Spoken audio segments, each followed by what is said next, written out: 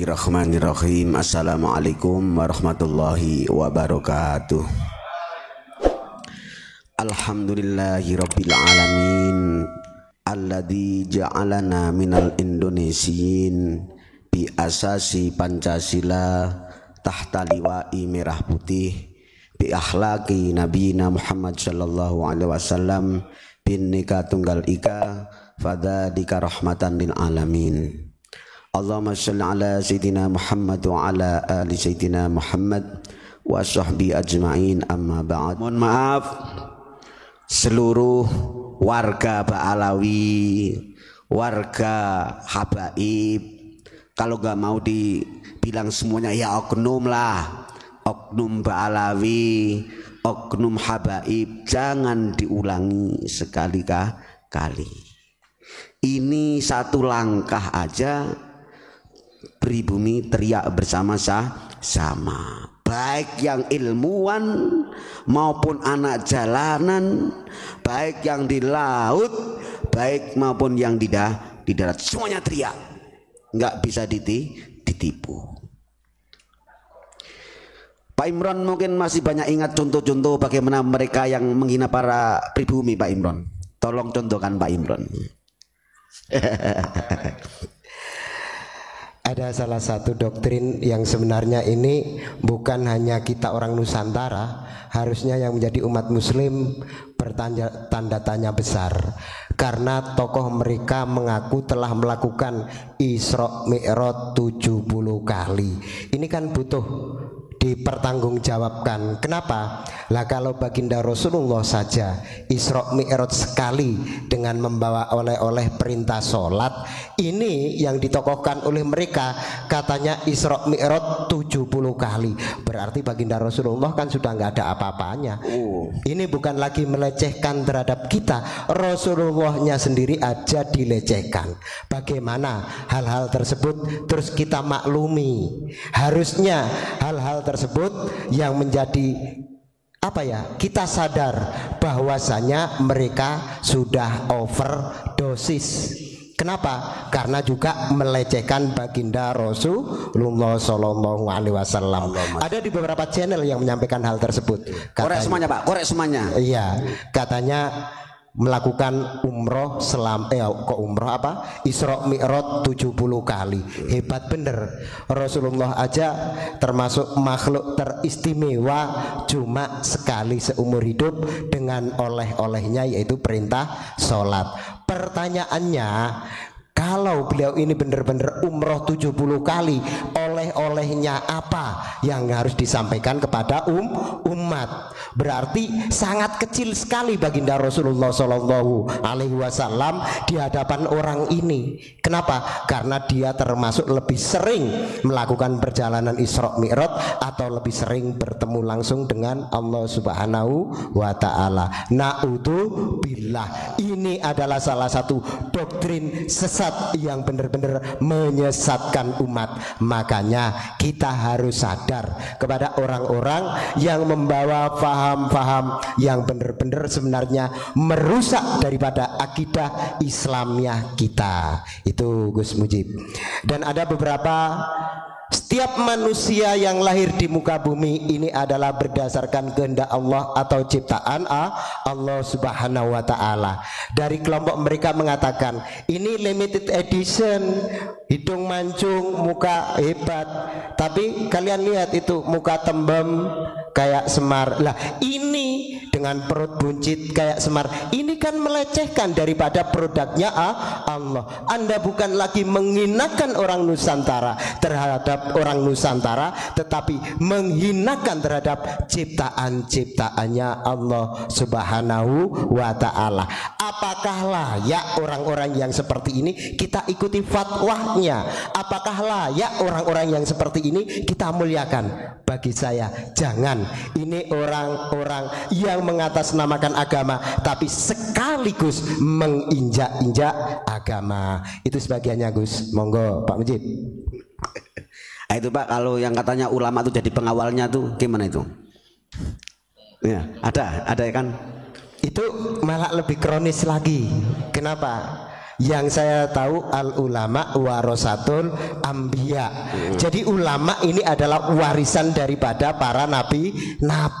Bukan ulama menjadi pengawalnya togut itu. Maaf saya katakan togut. Kenapa?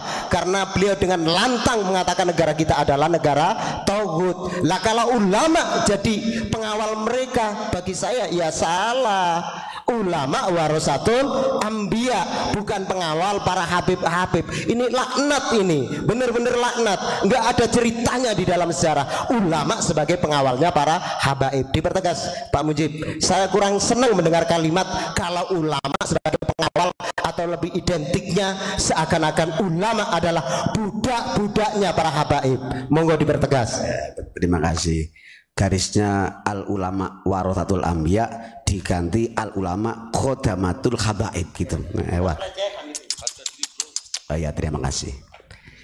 Kemarin Pak Mujib menyampaikan bahwa kenapa sekarang ramai kubu Wali Songo ibarat kubu Hasan Hussein dengan kubu Ba'alawi. Yang jelaskan gini, ini Pak Mujib kalau teriak jujur aja dikemanakan pribumi, betul enggak?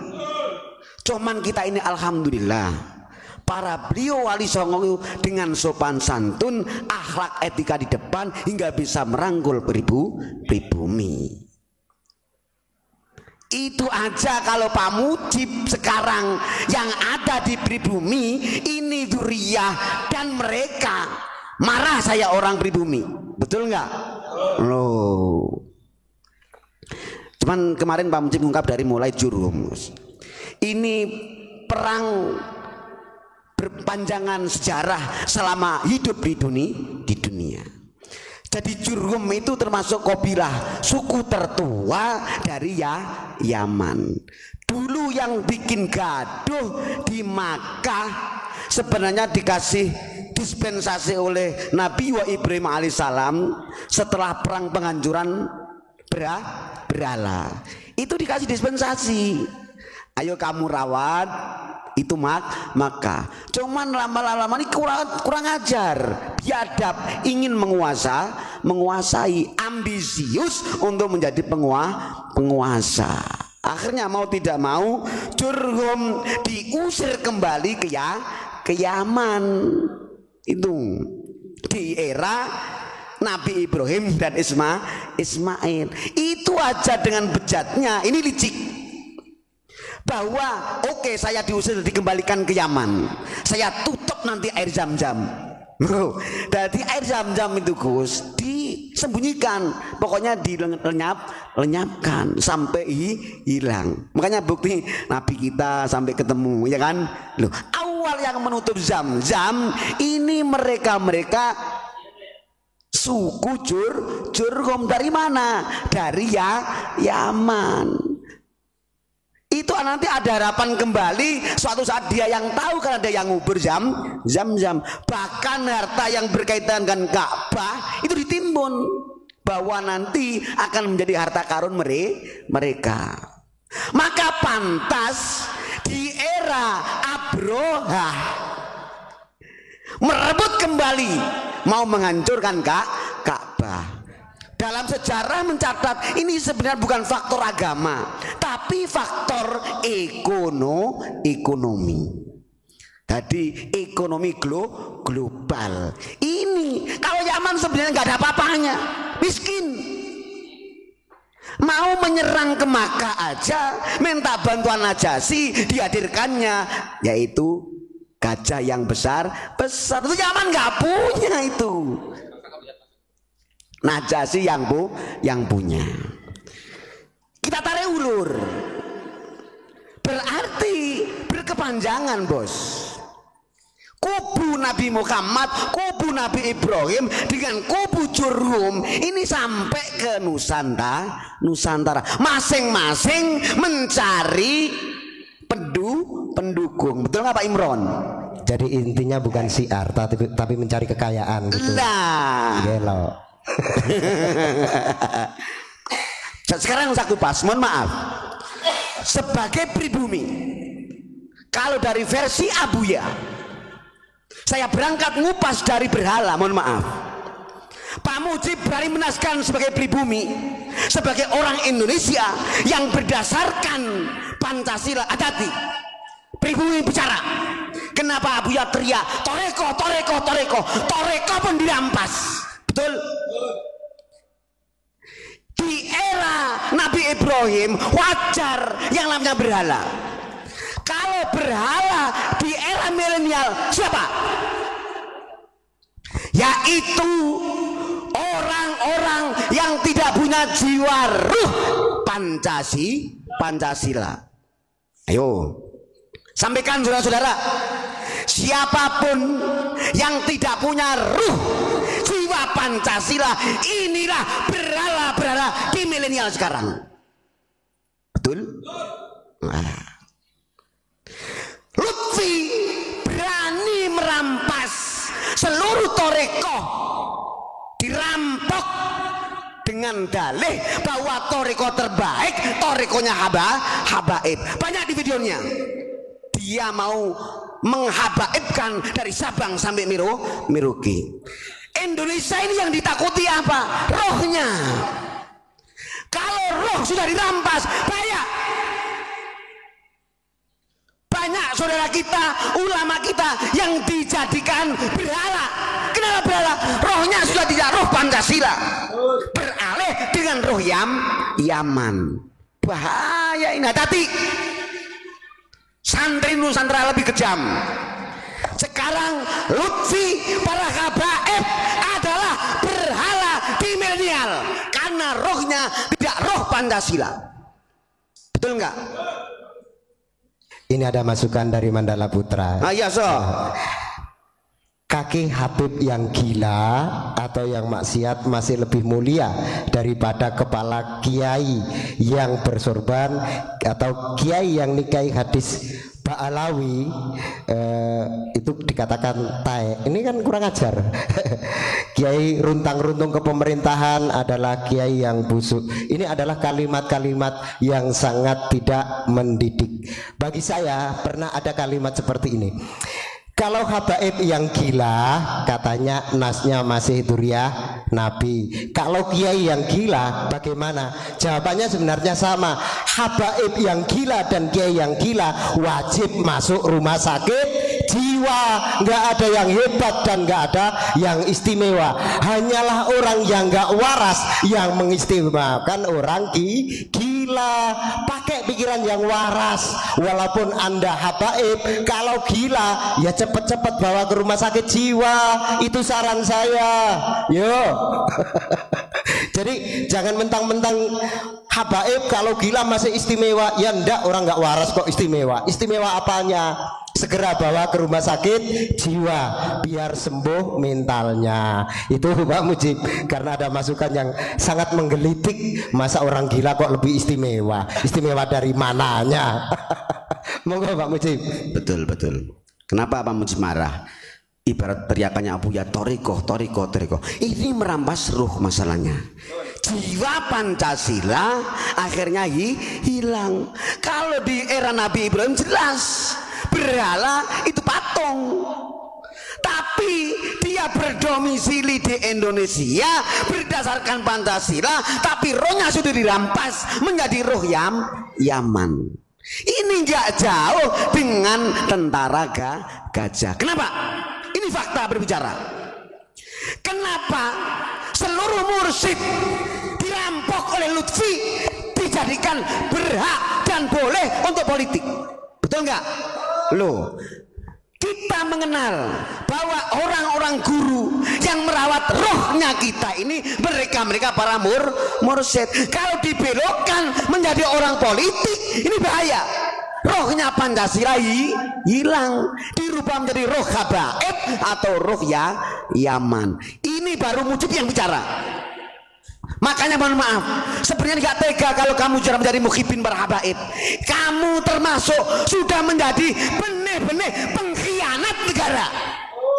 Saudaraku, dari Sabang sampai Merauke, yang yang saudara kita masih termakan terdoktrin. Ini adalah benih-benih fitnah, yaitu pengkhianat bangsa. Bahaya, karena rohnya sudah tidak roh Pancasila. Bahaya. Tolong yang masih membela habaib, yang jelas langkahnya salah, oknum-oknumnya salah, berarti dia mau menghapus Pancasila. Apakah kurang jelas? Contoh, siapakah yang ngebom Borobudur? Siapa? Siapakah yang ngebom Bali? Itu bukan berhala, bos.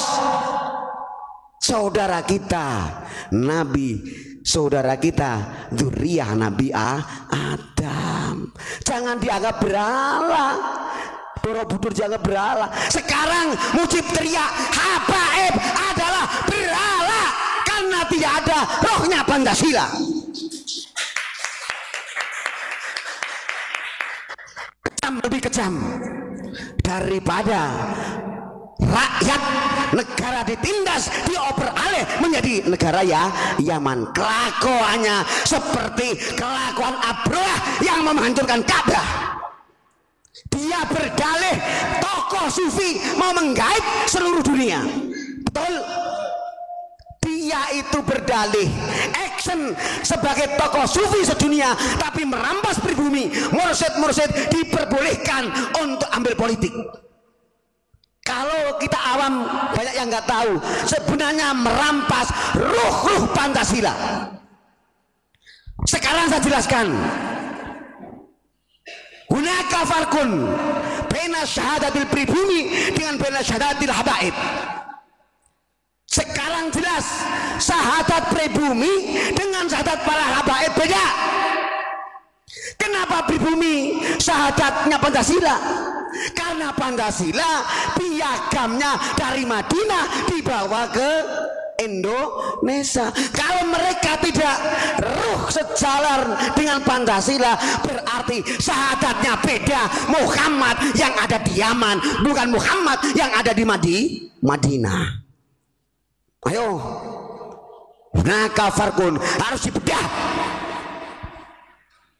Selama rohnya bukan roh Pancasila, syahadatnya jelas bukan syahadat Muhammad Nabi kita yang di Madinah, yang mengajak ummatun wahidah. Boleh berbeda suku, mau Yahudi Nasrani, mangga, silakan berkembangkan agama masing-masing, silakan mengembangkan ekonomi masing-masing, tapi satu, harus menjaga Madinah. Ini persis akhlak baginda Nabi Muhammad yang di Madinah, dibawa oleh ulama Nusantara, dibawa oleh Wali Songo. Satu, nggak ada perbedaan antar suku dari Sabang sampai Merauke. Yang penting kompak menjaga Indonesia tercinta. Hati-hati sama santruni kecil-kecil, tahu kamu merampas roh Pancasila, kau jadikan berhala.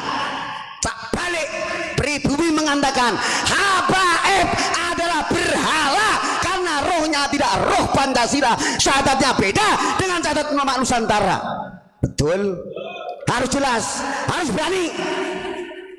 Bahaya. Apalagi saya mendengar ulama kita ini menjadi apa? Pengawalnya para habaib, bangsat sia. Makanya PBN nggak berani sama Lutfi karena mereka sudah jelas menjadi kayak pengawalnya Habib. Betul nggak? Lah, waduh. Naudzubillah min dzalik. Sing pas gedhok asale sangka tela, Habib ngantuk kawanane londo. Ngono lho Gus. Silakan diviralkan demi menjaga kebersamaan keutuhan NKRI. Nggak ada yang berani menjelaskan begini Pak, kecuali santri unik. Harus berani.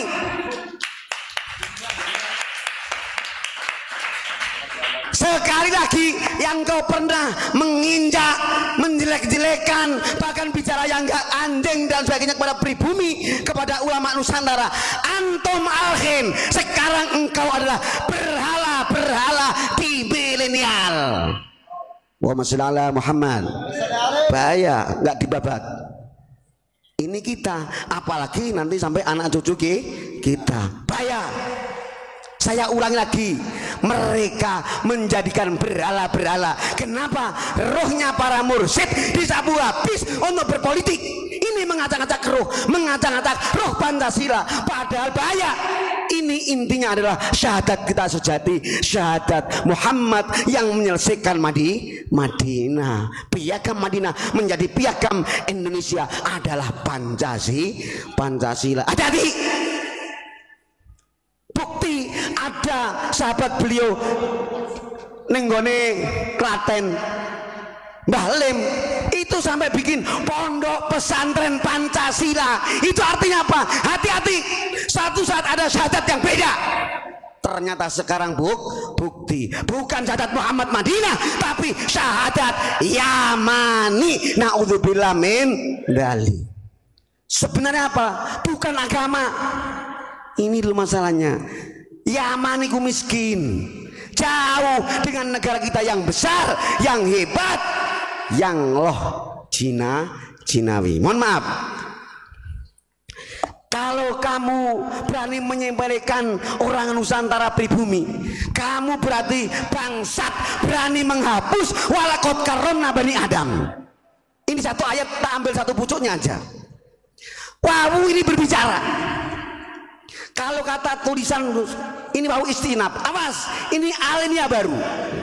Harus tidak boleh gagal paham. Jangan sampai salah fokus kata wawu ini.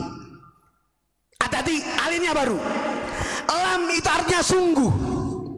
Kot lagi sungguh lagi. Sampai karomna maknanya juga sungguh lagi. 3 kali Allah berfirman, sungguh aku muliakan anak cucu Adam. Sekarang kau hadir bilang anjing sama ulama, bikin orang-orang pribumi nggak berdaya, dianggap hidung pesek, dianggap kayak celengan Semar. Bahaya. Kamu berarti tidak bisa membaca ayat walaqad karramna bani Adam, anak cucu Adam. Betul verily kata Inggrisnya, dimuliakan oleh Allah Subhanahu wa ta'ala. Makanya dia berani. Muhammad gak ada apa-apanya. Bangsat, mau mengaku nabi kamu ya? Betul nggak? Pesan coba. Kira-kira langkahnya dengan buta-butaan, dengan gaya gila-gilaan, kira-kira faktor apa? Kalau Turgum suku Yaman untuk menguasai, berarti ibarat rakus itu orang Turgum, orang Yaman. Hati-hati, karena kita sudah sering menceritakan Utsman bin Yahya, sudah sering menceritakan Prof. Insinyur Warkonya, betul nggak? Ambil paling atas, ternyata berhala bahaya. Makanya pesan Nabi kita Muhammad SAW, bedakan antara Yaman dengan Indonesia yang tercinta dan terkaya ini.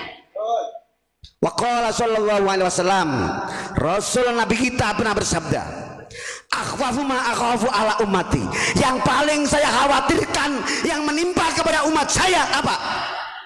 Ayak turofihimul amal. Suatu saat umat Muhammad ini kaya, harganya melimpah, tapi apa yang terjadi? Fayatahasadun wayaktatilun. Apa langkah mereka? Umat Muhammad kalau sudah pada kaya, hartanya melimpah, mereka mengadakan langkah-langkah iri, alian hasud. Bahkan yang tragis, siap berani membantai dan mengadakan pembunuhan. Kenapa Pak Alawi diawali Utsman bin Yahya ke sini? Ini apa? Iri umat Muhammad yang di Nusantara gempa di Balot Jinawi, gemerapan hartanya dengan cara beribu cara dia hasut, bahkan berani membunuh. Siapakah yang bilang, Gus? bahwa Jokowi cokodok, betul? Loh ini presiden siapa? Picek kamu. Gus Dur tidak buta, bahkan buta lahir, buta batin, picek antum, betul nggak? Loh ini masih ada saudara kita yang masih dari muhibin. Lah ini yang namanya benih-benih pengkhianat bangsa, yaitu muhibin para habaib. Hati-hati. Kalau kamu masih bersikeras menghalangi bahkan siap badan untuk habaib, goblok, nggak sadar-sadar kamu tertulis benih-benih pengkhianat anak bangsa. Na'udzubillah min dzalik. Makanya beliau Kanjeng Nabi ngasih lagi, istainu ala qada'il hawaij. Makanya hati-hati, kalau umat Muhammad ini sudah kaya, mereka itu iri, bahkan membunuh siap, membantai siap. Kamu harus bil kitmani. Kalau ada keperluan apa-apa harus disembunyikan. Saudaraku dari Sabang sampai Merauke, Pak Alawi, habaib, jangan sampai tahu, tutup pintu. Karena mereka melangkah iri, bahkan siap mau membantai. Bahkan jelasnya yang nama istana kita, istana presiden, dibilang istana apa? Istana iblis. Bangsat nggak pesat? Bangsat nggak sadar dia, nggak sadar. Istainu ala qada'il hawaij bil kitman. Ini Kanjeng Nabi wanti-wanti harus disembunyikan. Jangan sampai Lutfi wa awanihi dan kannya sampai tahu hajat-hajat Indonesia. Bahaya. Harus tutup pintu. Iri dengan isinya yang ada di negara tercinta. Beliau menegaskan lagi, fa inna kulladzi nikmatin mahsudun. Karena setiap sesuatu yang mempunyai kenikmatan pasti akan diiringi dengan rasa iri. Pasti ada yang iri, pasti hasud akan datang. Kalau hasud dari saudara kita pribumi kayaknya jauh, betul enggak? Yang iri berarti imigran, para pendatang. Mohon maaf ya, saudara-saudaraku, mohon maaf. Mulai sekarang grupnya Pak Alawi, grupnya Lutfi, jangan sampai tahu hajat-hajat Indonesia. Tutup. Karena mereka melangkah iri. Na'udzubillah min dzalik. Kata lagi, mungkin kurang jelas, diperjelas lagi baginda Rasul.